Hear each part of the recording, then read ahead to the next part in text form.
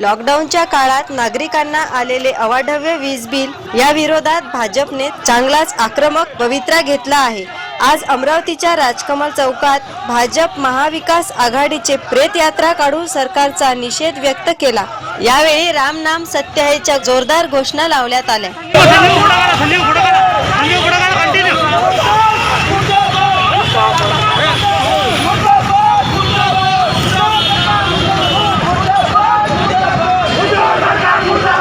तर यावेळी ऊर्जा मंत्री नितीन राऊत यांचा पुतळा जाळून वीज बिलाची होळीही करण्यात आली। कोरोना लॉकडाऊनच्या काळात बडनेरा शहरातील ज्या लोकांना चुकीचे प्रचंड वाढलेले व अव्वाच्या सव्वा वीज बिल आले, तर या बिलात सवलत देऊ अशी घोषणा ऊर्जा मंत्री नितीन राऊत यांनी केली होती। मात्र आता माफी मिळणार नाही अशी घोषणा ऊर्जा मंत्र्यांनी केली।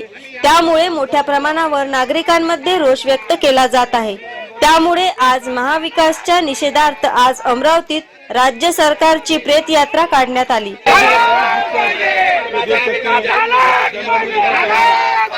देख सकते हैं बिल की होली जलाई यावेळी ऊर्जा मंत्री यांचा पुतळा जाळून वीज बिलाची होळी करण्यात आली। यात सरकार विरोधात जोरदार घोषणा दिल्या। यांचे मंत्री ऊर्जा मंत्री नितीन राऊत रोज टीव्हीवर खोटं सांगून आले।